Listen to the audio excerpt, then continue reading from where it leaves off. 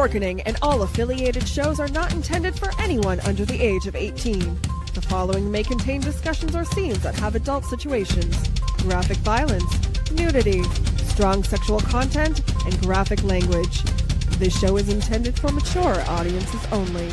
Viewer discretion is advised. Everyone thinks because you're a zombie, you don't know good coffee. Well, they're wrong. We have very active lifestyles. It's not all wandering the countryside aimlessly or scaring passing motorists. And we all love a good cup of joe. And there's only one brew that gets my seal of approval. Deadly Grounds coffee is my guilty pleasure. Bold, robust, delicious. It's coffee that can wake the dead. With over a dozen different roasts and flavors, Deadly Grounds can satisfy the most finicky of coffee addicts. The aroma is so intoxicating. It brings all of my neighbors out of the woodwork. Deadly Grounds coffee. Coffee to die for and zombie approved. It's good to get a little deadly.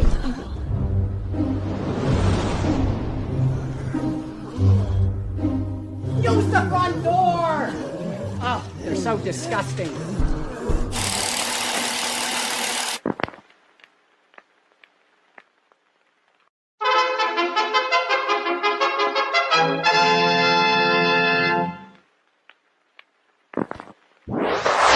Persons under 18 will not be admitted.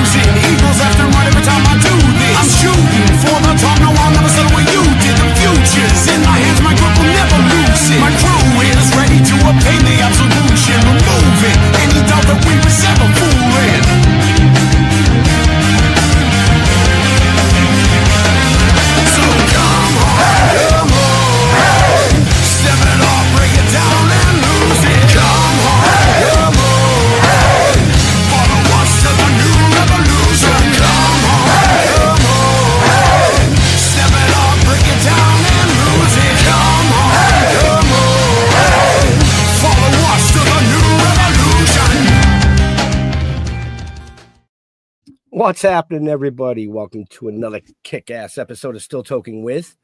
Yeah, you know who I am. And we got a hell of a show for you tonight. But just real quick, before we get into our awesome co-host and our amazing guest, we just want to send our thoughts and prayers out to everybody in Texas that was affected by the floods over the weekend. Extremely catastrophic, but you are in our thoughts and prayers. With that being said, the man who's always flashy, Mr. Jeffrey Mark. A flashy good evening to everybody out there. And I'm really looking forward to this because this lady, our guest, has so many facets to her career. But the one that gets me all tingly is I was asked yesterday on a show, is there any part of show business you've never done you really wanted to? I wanted to be a regular on a Goodson Todman game show. I wanted to be on the panel To Tell the Truth or hosting I've Got a Secret or something like that. Now, I have done one or two, but not for Goodson Todman. But this lady, besides being a wonderful actor and a beautiful woman, was for several years on The Price is Right. And she's written a book about it, and she's got memories to share about it and her film Friday and a whole bunch of other things. So you can look at my sparkles while we talk to the wonderful Kathleen Bradley. Welcome to the show. Hey, thank you. And that's Kathleen Bradley. You almost got it right. You know what it is? We've got new lettering down here, and I can't see it. See, that's okay. I can't even see your face. I'm like looking into a nice big old white screen looking back at me, but that's quite all right. I've been called worse. It's all right. Well, we'll They used start to with call me Kathleen Battle, the opera singer, Kathleen Battle. I've had people call me, but you know what? They really call me Kathleen Parker. My name is Kathleen Bradley since I'm Miss Parker. Go figure. Right. well, the Yeah, but title of made the an title of impression on people. yeah, the title of your book pretty much explains what you did. So what is the title of your book, Kathleen? You know, and I should have had my book sitting right here to put it up, but it is called Backstage at the Price is Right, Memoirs of a Barker Beauty. And the beauty is obvious. Yeah, it just encompasses the 10 years I was on the show from my POV, being one of Barker's beauties as the first Black model on the show, and just different things I experienced. A lot of fun things for the most part, some very interesting things, little racism, little sexism, and the whole nine. But it's done in such a little fashion that it's me with my voice, and I always like to add a little humor to everything I do. So it's very entertaining and a very good read, and a lot of wonderful photos in it. It's on Amazon. Yes, ma'am. When you got started on the show, and you were the first African American model on the show, were you aware in the moment that you were breaking ground, that you were smashing ceilings for other people? I was basically because they asked for a Black model in particular to audition and put on the show at that time, because CBS was being scrutinized for its daytime content and not having enough diversity in their programming, especially the soap operas and of course the game shows and what have you. So they had to step back a little bit, and then actually they added more soap opera stars to The Young and the Restless, Bold and the Beautiful, all of that, and as well as The Price is Right and a few other little daytime shows that they had.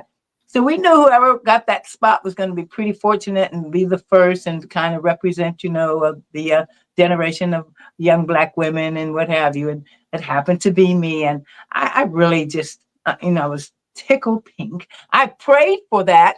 I claimed it. I knew it was a wonderful opportunity and job for me, because I just felt like I fit in with the rest of the ladies. I had always admired Janice and Holly and Diane for years after watching the show. And I think the fact that we were all pretty much kind of like the same age range kind of helped out a little bit. And the fact that I was so widely world traveled, had been in 86 countries prior, and traveling with my singing group, I had an edge on the other girls. I was able to really communicate with Diane and Holly and Janice on a different level. Plus, I was cuter than all of them anyway. Go, woman, go. Right. Yeah. Travel all those countries. For those of you who don't know, among other things, Kathleen was a disco diva. Well, right? I would say disco diva. I was with the singing and dancing group, the Love Machine, 7 girls singing and dancing back in the 70s. And we were able to travel all around the world performing. We had an 8-piece band, mind you. So there were quite a few people traveling back then. And we worked in Saint-Tropez, Monte Carlo, Cannes, Nice, Africa, Asia, Italy, Germany, Spain, Belgium, Sweden, Switzerland, you name it. We were able to do that. I was with the group over 8 years, and we were also with Motown Records. We signed with them. As a matter of fact, the Miracles, right after Smokey left, Billy Griffin came in to take Smokey Robinson's place with Motown. And we traveled with the Miracles for a little while in Japan and worked with them and knew the guys. They called us the girls. And they wrote a song for us called I know. Love Machine. Did we get to sing it? No. Why not? Because Billy Griffin and Pete Moore played it for Berry Gordy and said, this song would be great for the girls. Wonderful. It's about the love machine, and I won't work for nobody but you. And that was our manager, John Daniels. We went, and everything in there, love, making soul shaking, love machine. And Barry said, that's hot. I think you guys should do it. They did it, but they fought for us to do it. The Miracles did fight for us to do it and sing it. But Barry Gordy had the last vote. What can I say? And, you know, every time I hear it, it just, I feel a pain right here and right here in my pocketbook. I don't blame you one tiny little bit. Good heavens. You I was know. robbed, Kathleen. Yes, we were. Oh my God. I wouldn't have minded. We could have been a one-hit wonder. That would be been wonderful. Our whole lives would have been different. But then again, when I think about it, if my life had been different, I don't know if I would want it any differently than what it is like right now, to a degree, if it meant us having that song and singing it and performing it. Just the whole world would have been different. But we'll never know, will we? Nope. It's okay. Well, I'm happy though. you're talking about the right now. It's a good segue into, you've got an event coming up right now, this coming 10 days or so. Why don't you let all of our friends and fans who are watching and listening know about it so they can come join you? Yes, if you're in the Los Angeles area, one of the people that live on the Friday Street where the movie Friday was made has really become a very big tourist attraction. There are a lot of tour buses that come around there and bring people in. And the Miss Parker house, my house across the street from Smokey's house, Craig's house, and a few other houses that are there, they have opened their front porches and front yards for people to come be able to take photos. Like at Miss Parker's house, there's a big statue, a picture of me with the hose, and they charge people money. They've been making a lot of good money. Why shouldn't they? Ever since the movie kind of came out, became so popular. And on Smokey and Craig's house, you can actually go sit on the porch where they were sitting doing this. And there's a big photo of them. You could take a picture in front with them. They have all kind of merchandise over there, hats, Miss Parker hats. They have T-shirts, Smokey, and everybody's wonderful memorabilia and things that you can have and buy over there. So I did go. They've been wanting me to come back almost once a month or something, which I would like to do. I have autographs that I've signed over there before. So this Saturday, I think it's July 18th. Oh no, I'm sorry, Friday. Oh God, how could I get that? Yeah. Friday. I think Friday is the 18th. Friday the 18th. It's 126th Street and Vermont. That's the cross street. 126th Street is the actual street in Alpha, Vermont. There'll be people there and coming out and having fun, and I'll be signing autographs. You can take a photo with me or a video and all kinds of different fun things, T-shirts, hats, and all of that. So if you get an opportunity, come on out. I'll be selling my book as well. Excellent. And the reason for it is 30th anniversary. Yeah, 30th anniversary. Years. That's big, right? You're right. 30 years. And we did have something a while back.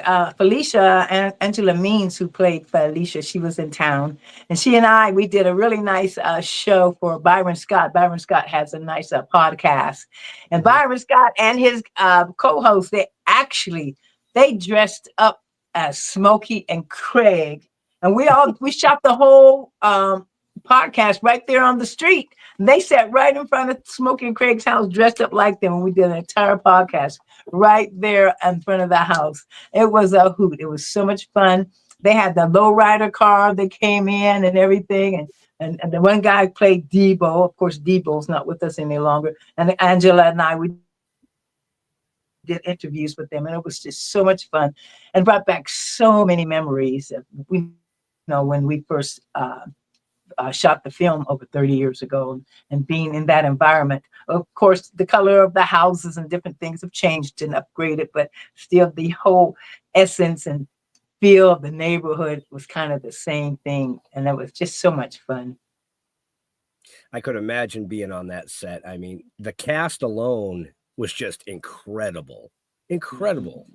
Yeah. And of course, the writer himself is incredible.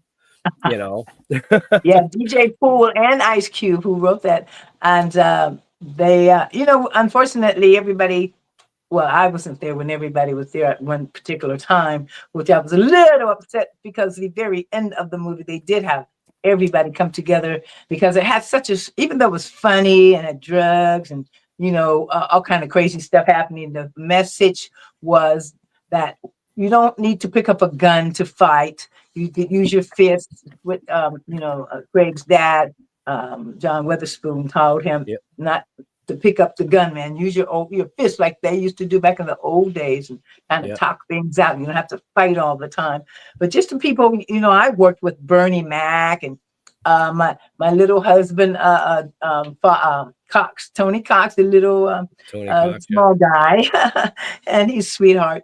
And of course, Ice Cube and Chris Tucker and Regina King happened to be there the day I was working. And I worked there only 2 days on the show, actually, on the movie. So it was very much just so much live fun with everybody in the cast that were there. And of course, F. Gary Gray, the director, he was magnificent. He allowed us a lot of freedom to express ourselves, but script and the wording. But he did allow us a lot of artistic freedom, which I know, and we all say to this day, led to the show's movie success. Because, a lot of ad-libbing was going on with especially Chris Tucker. He is the king of the ad-libbing. He said so many things, man. It's like, well, how do I respond to this? Not too much with me, but for other people and what have you. But it just made the movie so much more fun and so much freer and just so much realistically, coming out from your mouth at things that you would normally say. Sometimes writers miss that.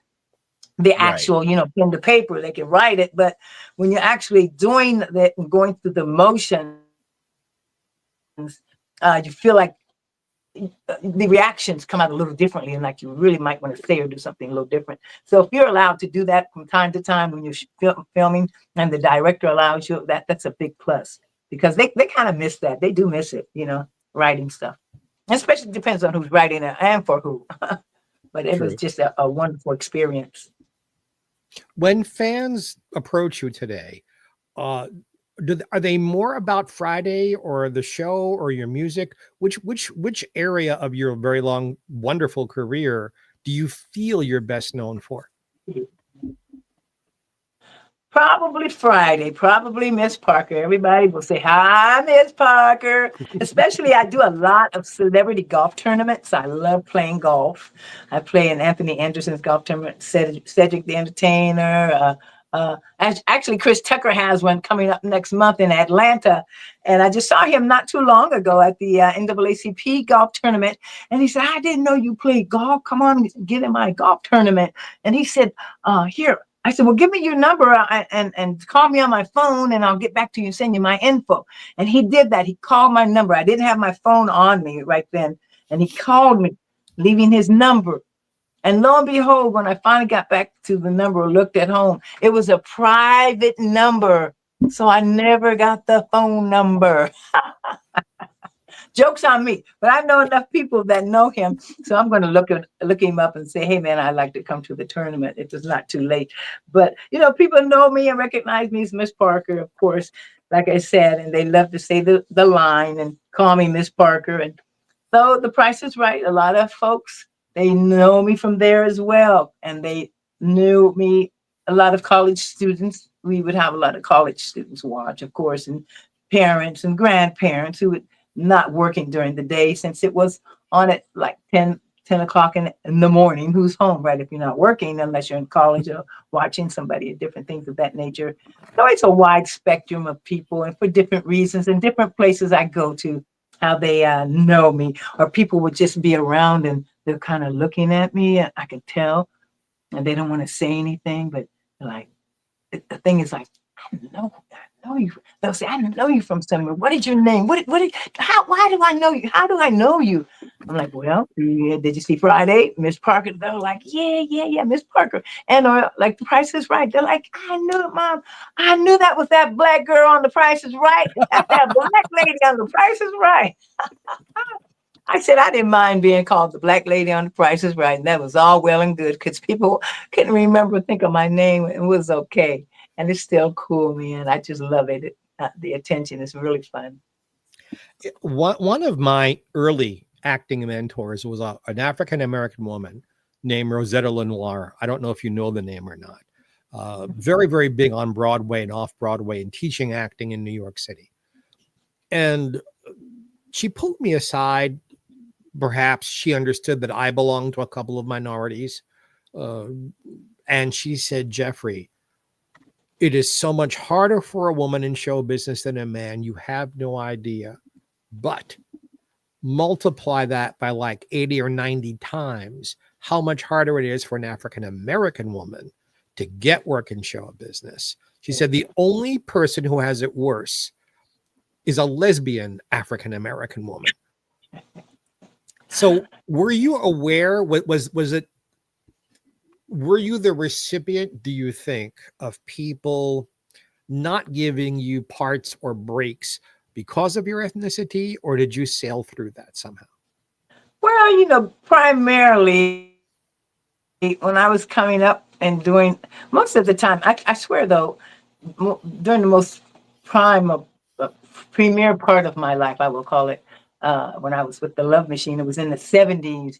Then I went with another group in the 80s with Destination. We had a big hit record and on Billboard Records with Destination. There were 3 of us. So I didn't really get into the fold of the acting until like the mid part of the 80s or so. I'm doing a lot of modeling more so than anything. And there were specific calls for Black women and African American women for whatever audition or call that they would put out for you. So, to that respect, we knew we were, they were looking for our type. Now, the thing about that was the different skin colors. Your skin color tone had something to do with some parts or some acting or a modeling job, whether you would get it or not. And sometimes, believe it or not, I was a little too fair-skinned to be doing maybe a hair ad or for Ultra Sheen or for something specifically for an African-American person, because, my hair looks like this, my skin is lighter. Sometimes they really looking for a darker skinned person with real curly, Afrocentric kind of looking hair. So sometimes it was a catch-22. So I don't look the part. I do look the part, but I am Black. I'm at the right age range, but just not Black enough, so to speak. And that would be having to do with skin tone. And then on the other hand, I know some of my very good friends who are very dark skinned and that couldn't get certain work because they wanted somebody with a lighter hue. It was always kind of a struggle because there weren't so many jobs available to us back then as there are now.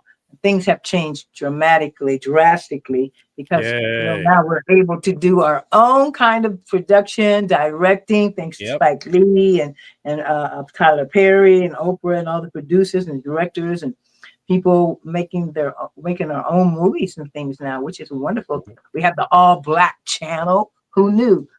Right. And specifically Black movies and different things of that nature. So, there was, like I said, a time was a lot of growing pains for actors and models and people coming up through the realm. And, it's just wide open now, a little better for us. Were there African-American performers who inspired you when you were young?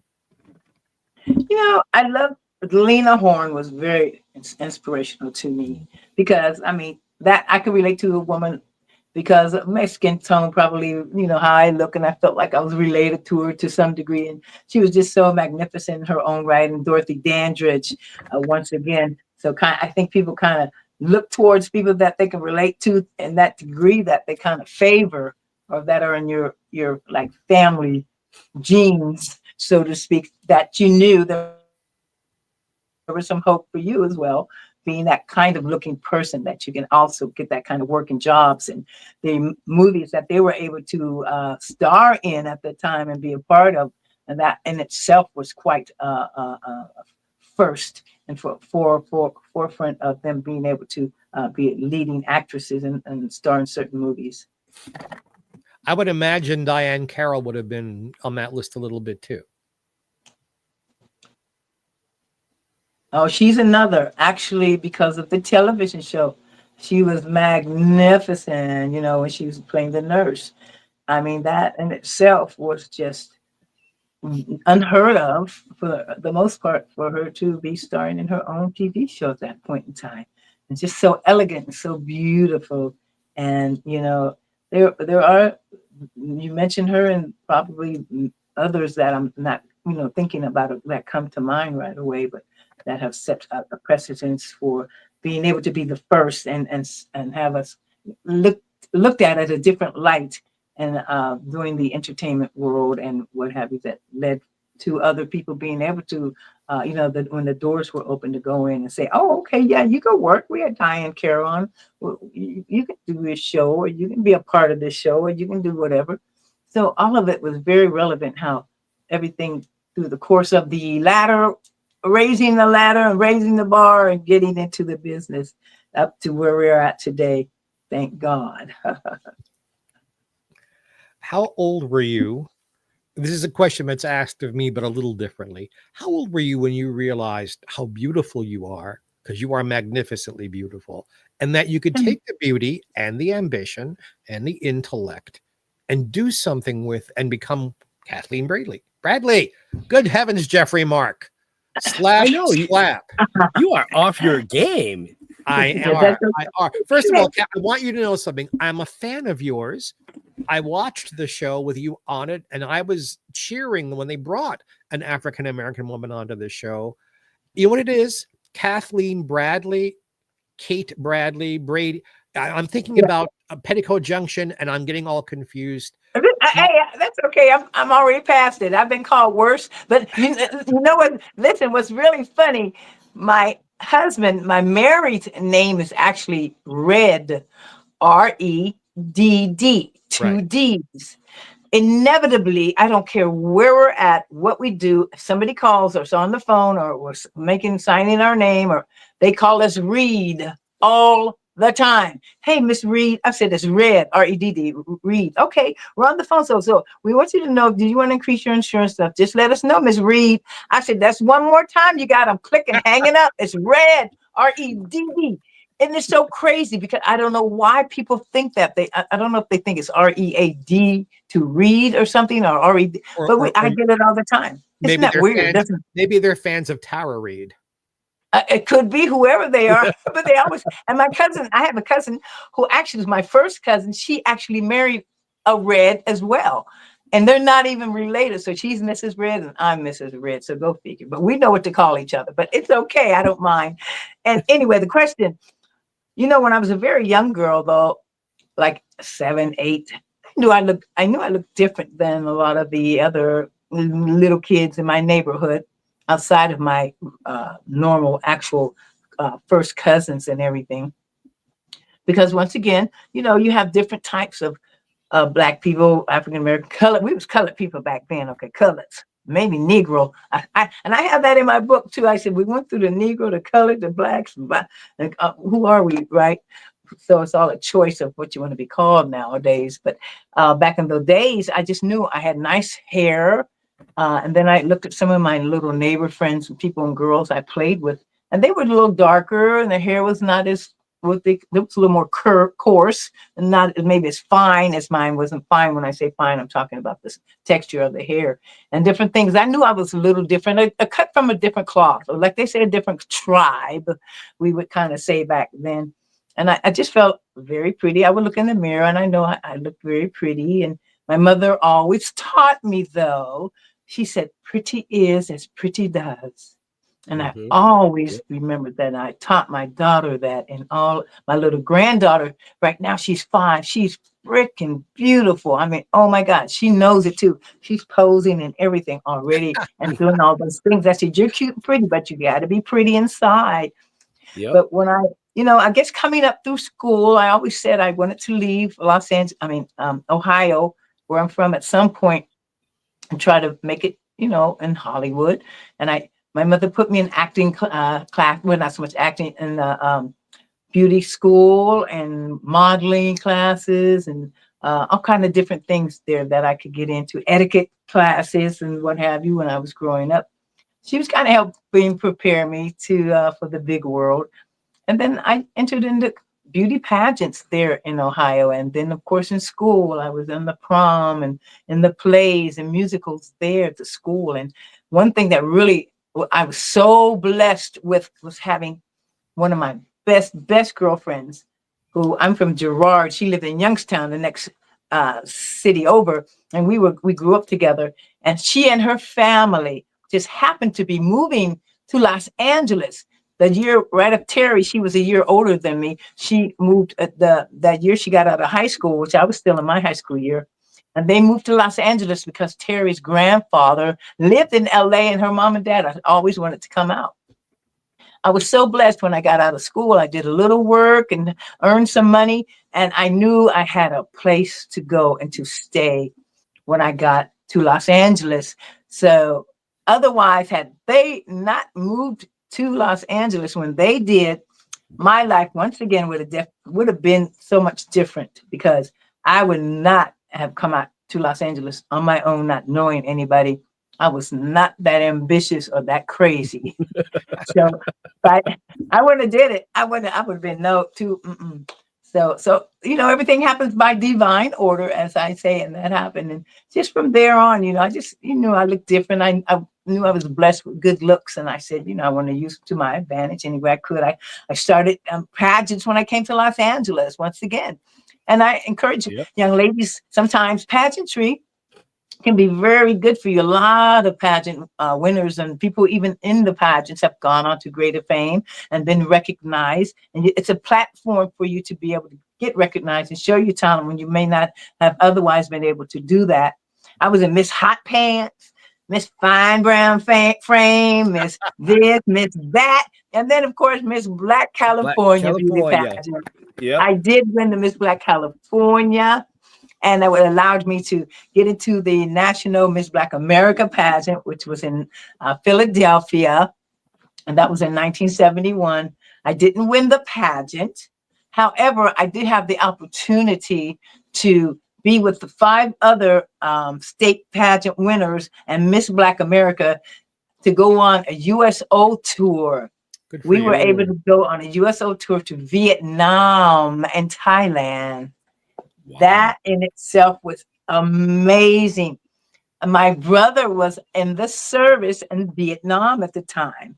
And they asked the girls that when we were going over, if you guys have any cousins, relatives, or anybody over there you want to see or what have you, we'll make sure and make arrangements so you can see them. And, you guys probably know and are aware of Vietnam back in the days and everything and how devastating that was.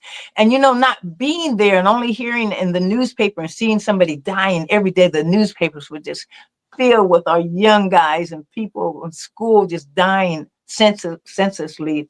So my brother was there in Cameron Bay, which is where we were going. I'm like, yes, I'll get to see my brother Scotty. I'm so excited and everything. We flew over there. It seemed like it took forever, which it probably did. And then when we got off the plane, the service guys were so happy to see us. They had flowers for us, and they were just so gracious as we stepped off the plane. Of course, we were outside and stepped down the plane, not on the runway kind of thing.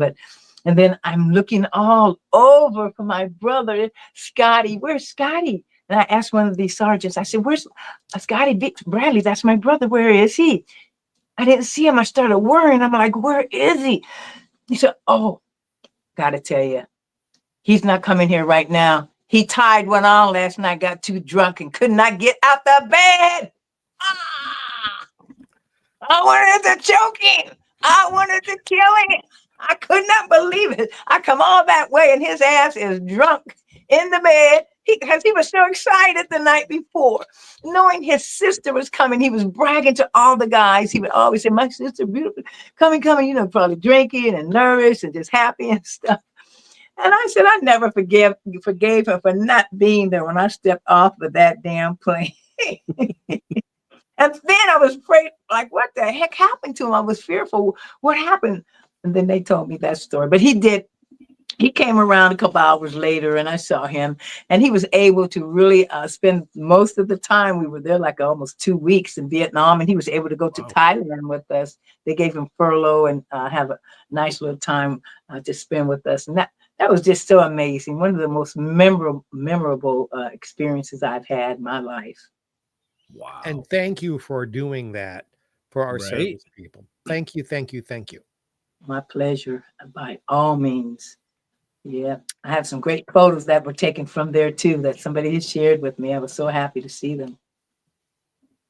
Yeah. So, real quick for all our listeners and our viewers, if you want to know more about our amazing guest, or if you want to purchase her book, or just follow her, check the show notes up above or down below, depending on where you're watching or listening to us. All her information is there. Yeah. So Yeah, there. Instagram and everything. Yeah, get the book on Amazon. I'm hopefully going to Yeah. do an Audible pretty soon. I've really been putting it off. I get so tied up and so busy, but I want to do an Audible and just, read and say it and do it. And I think it's going to be a lot of fun. And I'm going to reinvent my book and do a new cover, because they'll see the cover on there. And darn it, I should have my book. It's right in the other room, but I'm not going to run and get it. But it's all good. Just order. If they, that's right. If they want to see it bad enough, go to Amazon. The link is in the show notes. And when you get the new cover, come out to Palm Springs where I am and do a book signing. I think you'll be very, very popular. Oh, I would love to do that. Most definitely. Because actually the book came out in 2014, but I'm always reinventing myself, and always with a new group of people that haven't heard of The Price is Right, or knew it, or did know it, or just grew up and told their family about it. And just kind of like it comes in a whole bunch of clusters where it just sells a lot. And then, of course, we lost Bob Barker 2 years ago almost, and people bought the book then. And also, I'm going to be doing a documentary about The Price is Right. I can't talk about it right now. It's going to be really big. Ooh. All right. I'm not doing that. I'm in it.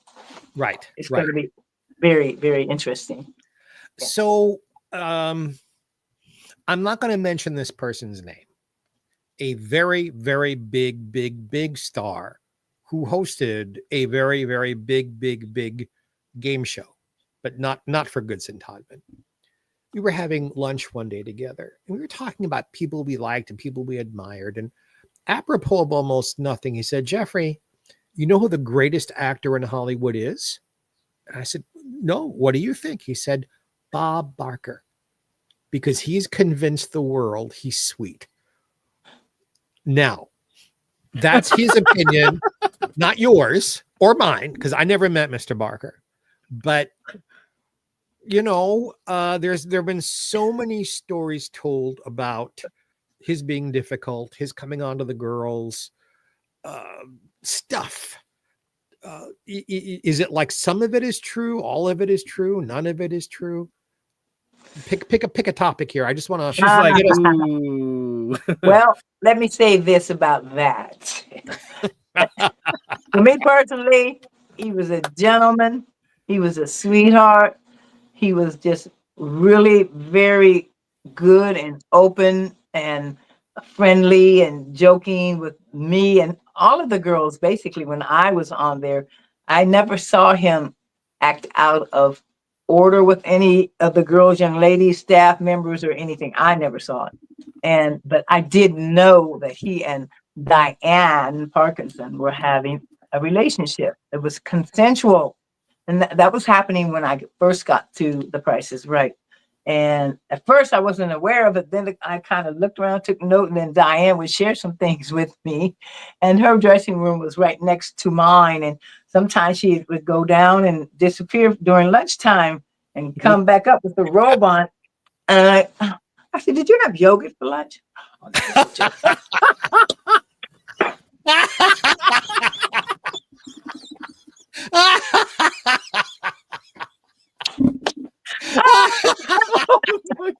I actually put that in my book. I didn't think but reading it is one thing, and hearing you say it is a whole different ballgame. Not just saying it, the way she acted it out. Yes. I know. Oh, my sides hurt. Kathleen, that is funny to me, in the way I said that. But Kathleen, anyway, for historical perspective, what year did you start on the show?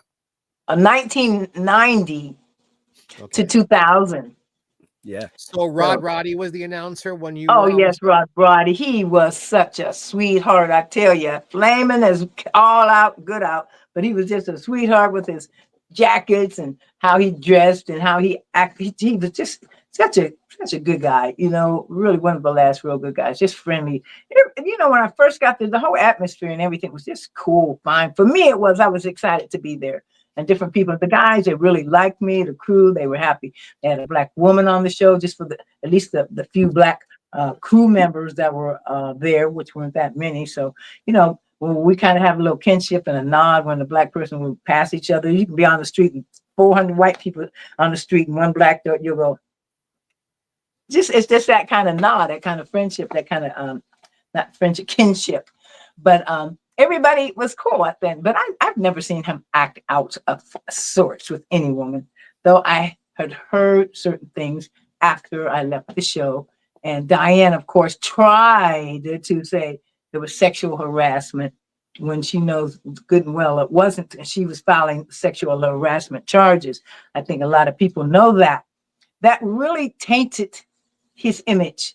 It really hurt him. He was very hurt by that because he was an all-American family guy who just was apple pie and straight-laced, good-looking George Hamilton type of guy. And everybody loved Bob, giving everything away, and just all that came crushing down on him. And it was just really terrible. Didn't Holly also say something had happened?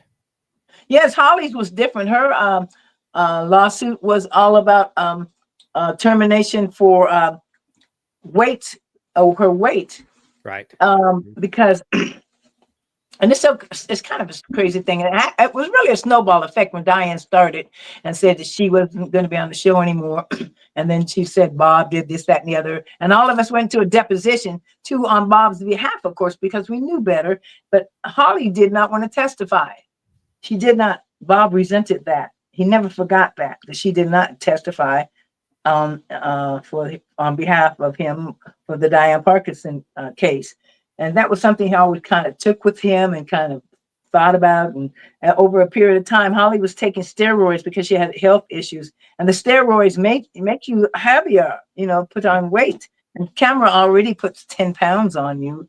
So she really had a difficult time with her weight. And Bob was saying that was a reason that she, you know, not a reason for her to leave the show, but it got really convoluted, very complex, and things got a little ugly. They didn't let Holly do as much as she was doing on the show, on the showcases, and just she was just really being phased out. And more than anything, it was just a vendetta from Bob because, you know, he didn't want to say that it was for her weight. I got pulled into some things and stuff. It was just kind of crazy. But after, you know, the Diane incident and all, he treated us a lot differently. He was a little more standoffish. He didn't allow us to speak anymore. We were allowed to talk at some point when, like, he'd ask us a question and put us on, you know, speak. Kathleen at the end, when we had a little spare time, if no one wanted to showcases, he said, "Oh, what's going on? How you doing?" So. But after that, no more speaking. A lot of different things changed over a period of time. And after Mark Goodson passed away, and, you know, even in the green room where we used to get coffees and donuts, we would still kind of get a little bit of coffee, but we would not even get a donut whole. Okay, it was that bad. Terrible. But then we had, you know, a change of Fremantle came into play, took over, and just a lot of different things that happened and transpired over a period of time. And then we had to testify for Holly's depositions. Mm-hmm. Oh my God, it became quite a mess. But in the long run, they let me and Janice go unjustifiably, saying there's going to get some new people. I think Bob was upset or mad with us because things didn't go his way. He would never attest to that. And he said he had nothing to do with it. But, you know, it really broke my heart because Janice, she had been on the show almost 29 years. And Holly was on for quite a long time, 17, 18, 20 years. The girls, it was that long lasting, wonderful job you always wanted and thought about that you can have forever and just stay on and retire and, you know, do that. And it's a great gig and going to work not far from here and good pension and all of that. But that all came tumbling down after my 10th year. Yeah. And Janice had that accident in the studio. Oh. Yeah, she was. I wasn't there when she had that accident. For those of you who don't know what we're talking about, you know, in the opening, when one of the young ladies would hand Bob the microphone to start the show. They had a cameraman who wasn't used to the show. The cameraman got ill. Someone was brought in by the union to replace him. He just didn't understand. You have to whip those cameras around. It's like choreography. The Price is Right. And he knocked her over into the audience, and she's scarred for life from that on her she broke shoulder. her bone. Yeah, it was And horrible. So I hear. Yeah, she showed me the scar, and it was terrible. It was really bad. So they paid her off pretty well. I mean, yes, she was they did. able to stay there, but she had. I mean, it was very justified. But that was unfortunate that that happened.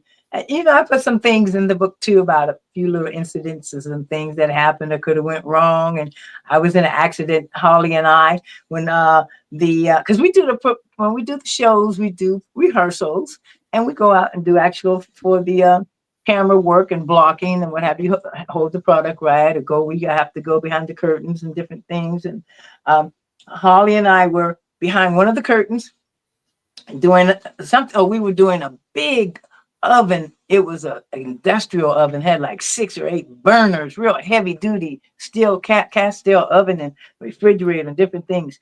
In the meantime, Diane was in this boat. We were giving a boat away and had what you call it, the hall, the front of it that goes like, what's that called? Is that right? Yeah. Huh? Yes, The part, yes, yep. and so they were getting ready to change the scene, and Holly and I were standing in front, and then the hall was in the back of the curtain behind the big old cast iron. They were swinging it around, and they didn't know they were swinging it into the stove. Holly and I were standing there getting ready to do it, the presentation and stuff and everything. And then all of a sudden, the whole stove came tumbling down, and I froze. One of the guys, a gripper or somebody, he pulled me out of the way. And can you imagine a 6 or 7, 8, the stove, how big it was, industrial stove, it had fallen on me, on my legs, on my knees. Oh my God. And I froze. And I did, some things scattered and shattered, and we got some shards from the steel or something. And Holly, I did go to the hospital and what have you. So that was kind of crazy, but by and large, it's not that dangerous working there, but those kind of freak accidents happened, and a couple of times the refrigerators have fallen over. People have moved out the way because it wasn't so sturdy, or if there's nothing in it and you're trying to pull the door open, might have been on a dolly or something. And then, just running out there, skipping over the cords and different things. You learn to do that and what have you. But it was fun for the most part. And just even the Price is Right train once in a while didn't work right. Derailed, huh? Yeah, Right. That's right. It would derail. For those of you who don't know, The Price is Right was shot in the same studio where they shot the Carol Burnett show and other variety shows and things. And backstage is not as deep as you think it is. And they had to take these boats and cars and huge things through a hallway. They had to get it from the outside around the building into this huge hallway and then gently get it into the studio itself. And they had to do this really quickly because the show in Bob Barker's time was shot live to tape, meaning they didn't stop. Today they stop. And before everything, they stop, they rearrange it, and then they start again. In Bob's day, it was just as if it was being presented live. So That's there were right. all kinds of misfortunes, a few of which happened, most of which didn't, but could have. That's true. You're right there. That's what happened sometimes. And it was live, taped live in front, they say a live audience. There were very few times I can remember on that show that we did any kind of pickups. I mean, in the 10 years I was there, I might have had to do 5 pickups. And that is very rare because everything was shot in real time. And it usually just kind of worked out. Some things were bloopers or flubs that kind of were funny that people like to see. And we left, you leave it in there and stuff. Holly was the queen of bloopers. Holly was one always tripping and falling over everything and all kind of things. She was very Calamity Jane right there. But she's a sweetheart. Hey, Kathleen, did you get to keep any of those wonderful clothes you wore on the show?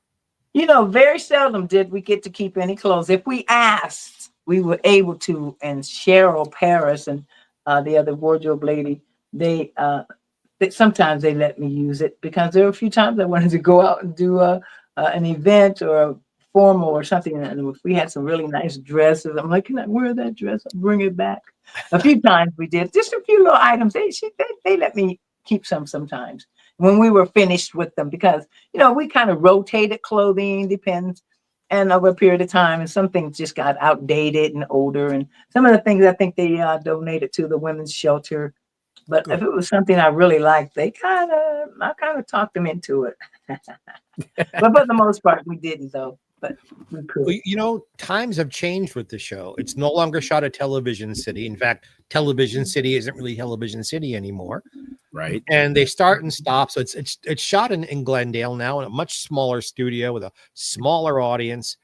And now they have a male model. In fact, most of the modeling is done by men. Yeah. How do you feel about that? Do you think it's good that men have come in, or are they taking away work for ladies? Well, you know what? That's interesting. You should say that, because when Janice and I were let go, we were told that, they're going to change the format with the models. They might get some younger models or different looking models, and they're thinking about adding a male model. And I said, well, if Bob's still there, it would be over his dead body, literally, that a male model would come up in that show, which they did wait till he left, right, to bring in the male model. He would never have a male model there.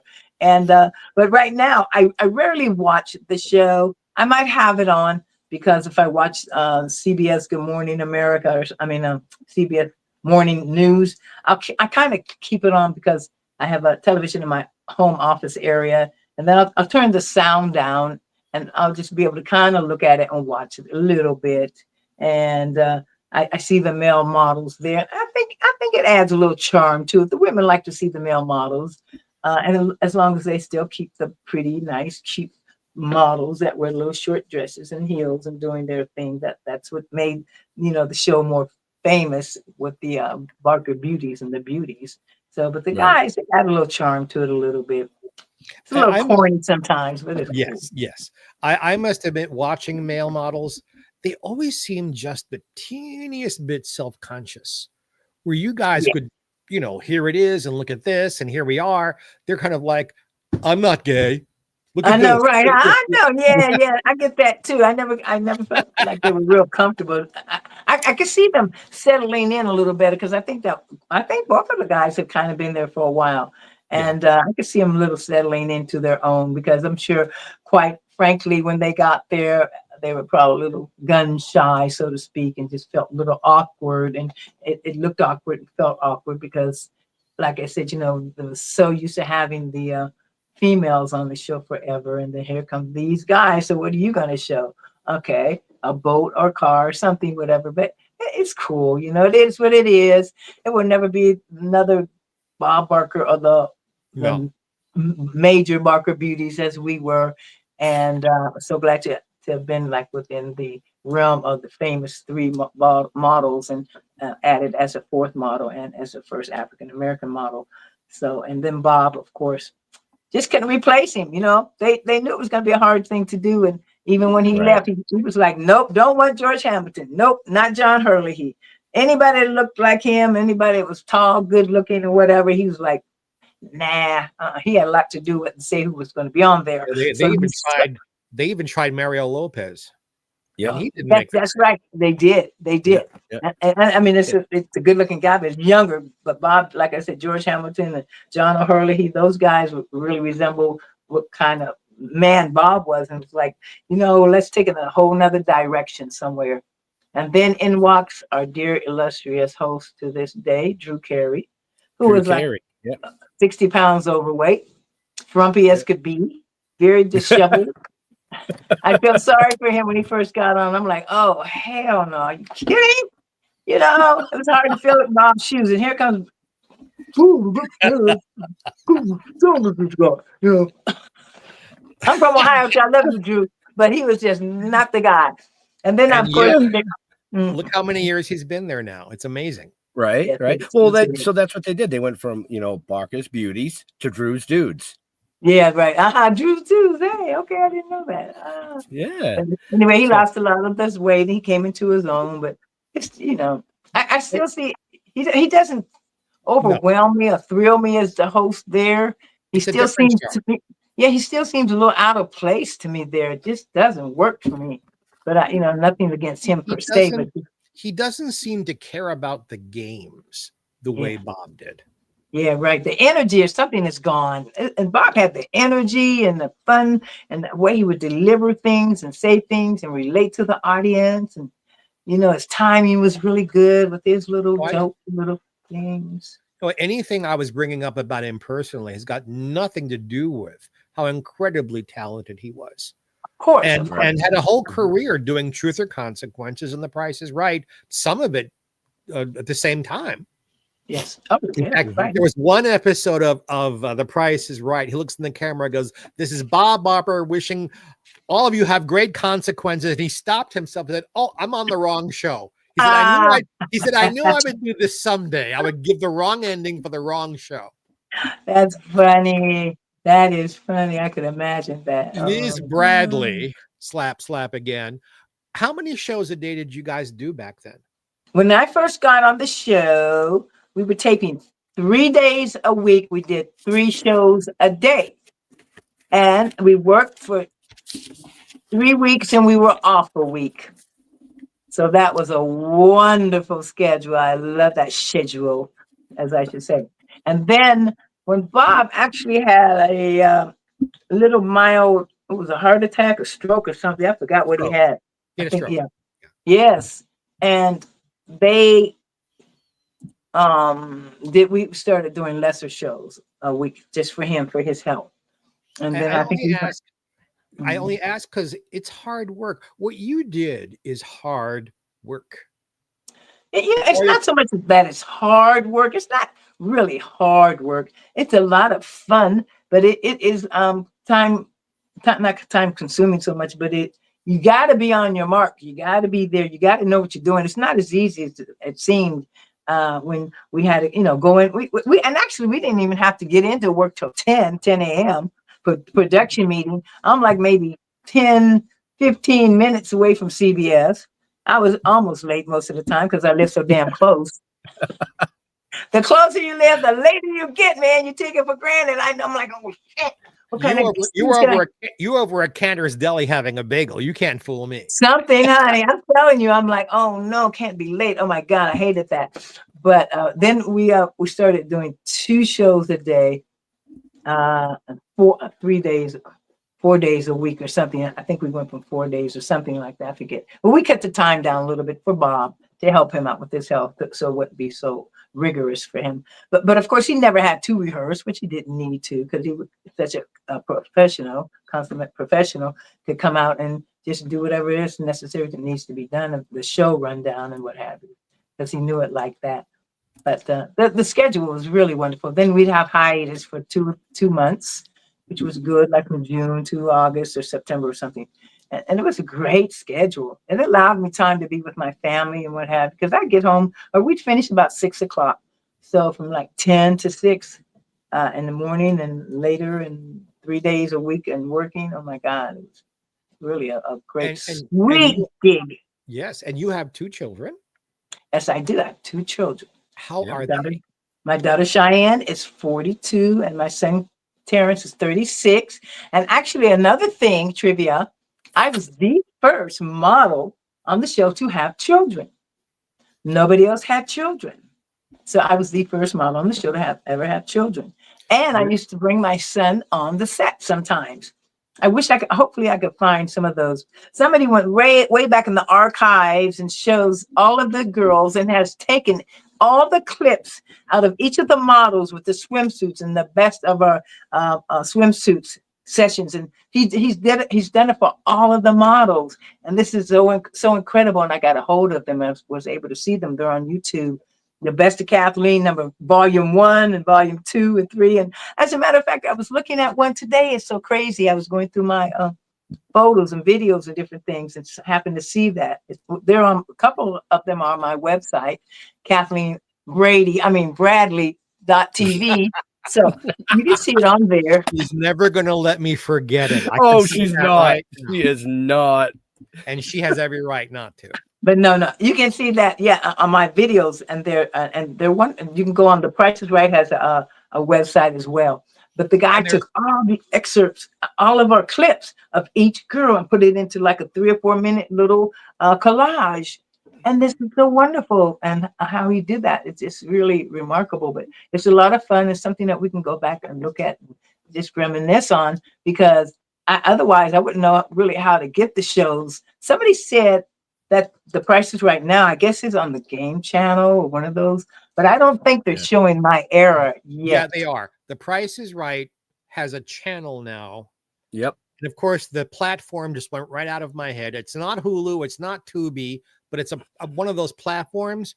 And 24 hours a day, they show the Bob Barker episodes of The Price is Right. Usually the episodes from the 80s and the 90s. There must be something technical about the ones from the 70s. They show some of them, but the early ones they don't show at all. But so yes, you are there every day, 24 hours a day. You should be getting residuals, and if you're not, talk to your agent and your manager, because it's 24 hours a day. So you saw the ones with me in them? I haven't seen them. Absolutely. Oh God, yeah, we should be getting some kind of money from that. There's no question about it. You betcha. Yeah, I will definitely look into that. I will find it. Yeah. You tell them Jeffrey Mark sent you. I will. Or if you want to get back at me, Godfrey Merck. I was going to say Godfrey. So you know how I came up with that name that fast? My very first nightclub gig in the 70s at the Duplex in New York. And they give me this 5-minute introduction about Joan Rivers and Joanne Worley and Woody Allen all got their start here. And we've met a young man and blah, blah, blah, blah, blah. And here he is, Godfrey Merck. They got both names wrong. Oh, Godfrey Merck, not even Jeffrey Mark. Had I been more experienced, I could have done a half an hour of comedy about it. Instead, I got a little testy and just went into my act. But so it happens to the best of us, Kathleen, and you are among the best of us. That's why I cut my name down to 3 letters and no last name. And sometimes I say my name is Kay or Kate when I'm getting my coffee from the coffee place, and they said, "What's your name, man?" And I just didn't want them to take the time, right, Kathleen. Sometimes Kay or Kate. I just said Kay, and that was it. They can go back. What? We should all of us get together and produce a reboot of Petticoat Junction, because you are Kate Bradley. Yes, that's right. I love Petticoat Junction. Petticoat Junction. That was so good. Wouldn't mind have been on that one. But yeah, they put it in the town called Hooterville. How did they get away with that in 1964? That's true, Hooterville, huh? Right? Oh, God. So we are coming up on time, and we don't want to keep Kathleen too long. So, Mr. Godfrey Merck, do you have any last questions for our amazing guest? Is there an area of show business? I'll rephrase the question from earlier. Is there an area of show business that you've never had the opportunity to use your talents, that you've always wanted to? Is there something you haven't quite reached yet? You know, I love comedy. I bet you'd never guess that. But I love comedy, and I always have thought if I was given the opportunity, I would be wonderful on SNL, Saturday Night Live, because I love that kind of slapstick comedy, over the top. And I'm like that anyway. My daughter Cheyenne, she says when I'm talking or doing things, sometimes I'm so expressive and I use my hands. I used to do even more so. She says, "Mom, that looks like fake and just phony." I'm like, "Yeah, it's not fake or phony. That's me. It's how I like to do things. Even if I had a reading to do some things, I would try to be different and do it differently and just be more myself." But I would definitely like to have, and still looking forward to doing more comedy and doing a sketch show like this black girl. I forget her name. They have the Black Woman Sketch Show. I don't know if you've ever seen that. It is hilarious. It is like Saturday Night Live on steroids with these black ladies, and they do things and they do different scenes, and it's so funny. It's amazing. It's a spoof, and it's incredible. It's wonderful. That kind of thing I'd like to do. I have a character that's on my Instagram. I'm going to do YouTube, and her name is Kathleen. She has on a little black natural. She wears a band around it. She likes the tiger looking animal print and everything. She wears this lipstick, red lipstick, and she always has some red lipstick on her tooth. Hi, I'm Kathleen, and I want y'all to know I'm doing it here to die. And that's right. Kathleen, my best friend. Yeah, we from Ohio. Okay.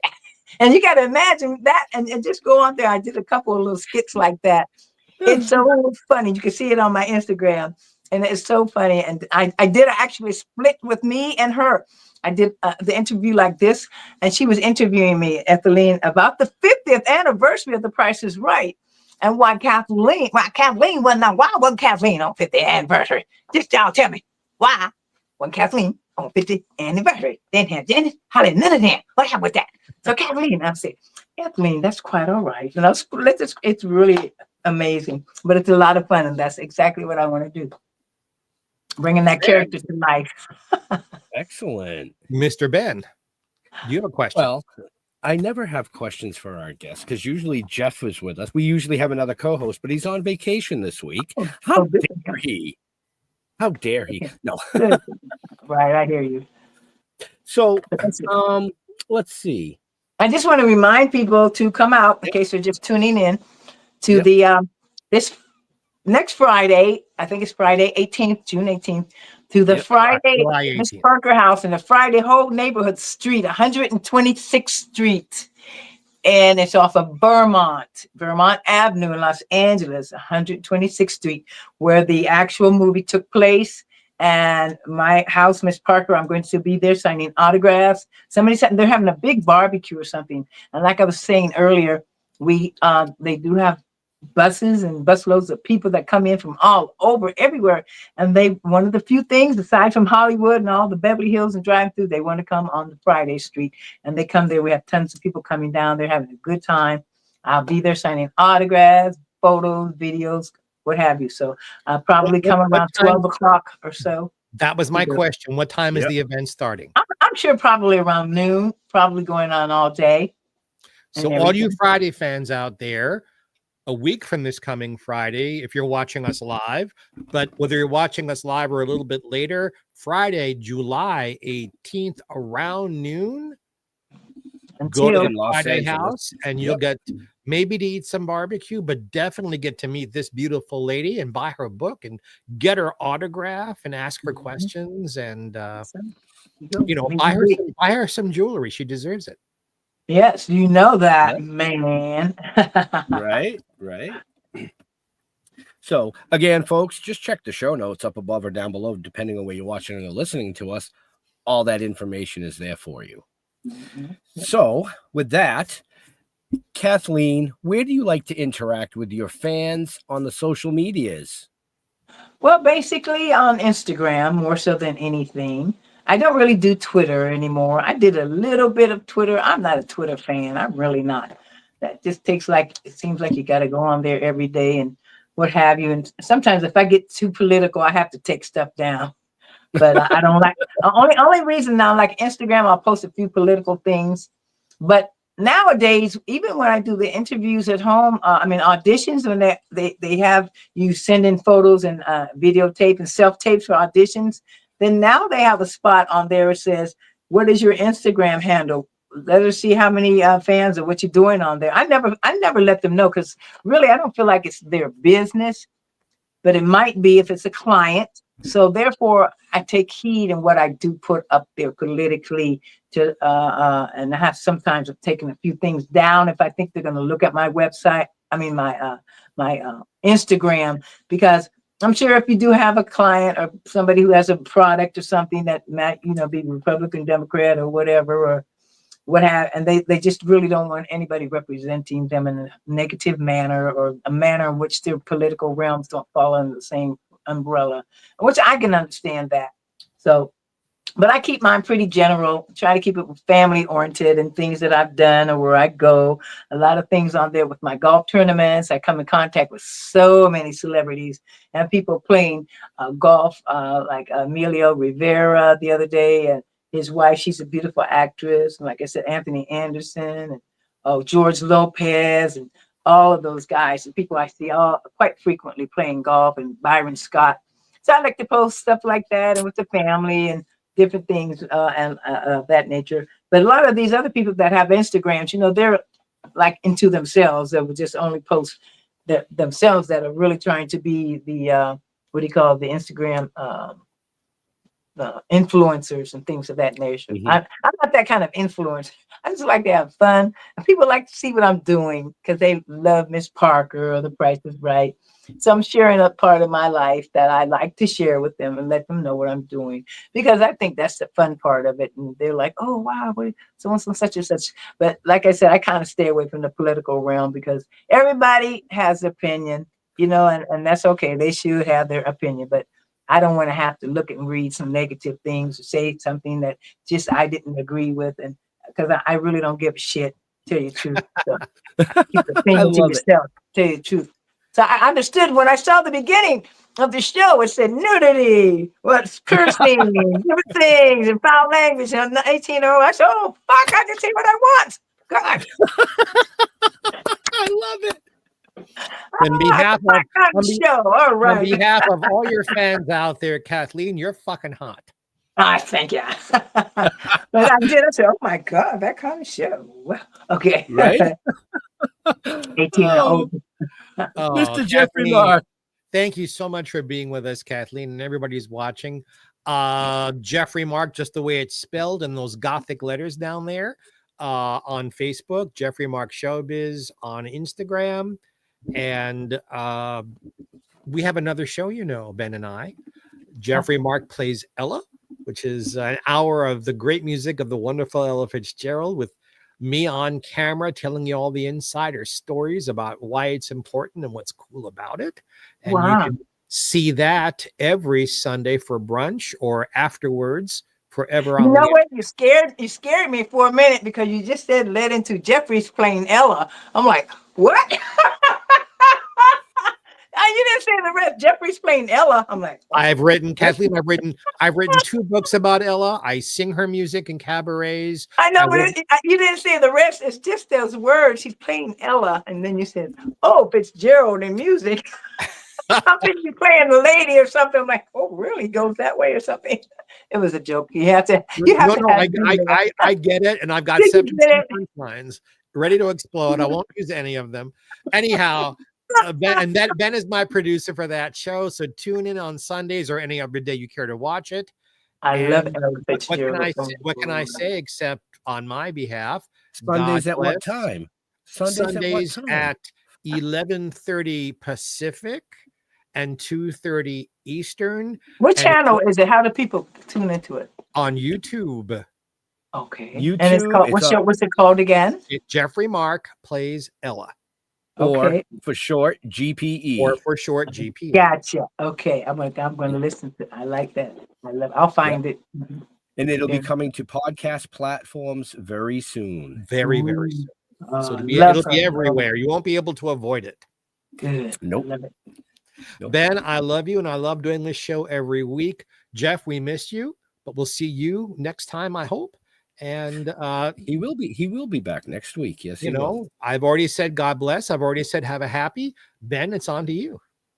So we want to thank Kathleen for taking time out of her busy schedule to come hang out with us this evening, talk about the 30th anniversary of Friday, her 10 years of being one of the most iconic beauties on The Price is Right, and everything else that she's done. Make sure you check the show notes, folks. Get your ass off the couch. Get out to LA, Vermont and 126th. Did I get that right? Yes, sir. That's right. Yes, you did. At noontime for a Friday event on a Friday. Who would have thought that? A Friday event on a Friday. So for us, just check out stilltoking.com where you can find out everything you need to know about everything that Jeff and I do, from the novel to the TV series to the animation to all that blah, blah, to all these amazing shows. To all our veterans and first responders, we want to thank you for doing what you do so people like us can come up here and do what we do. Stay safe. We'll see you next week. We are out of here. Step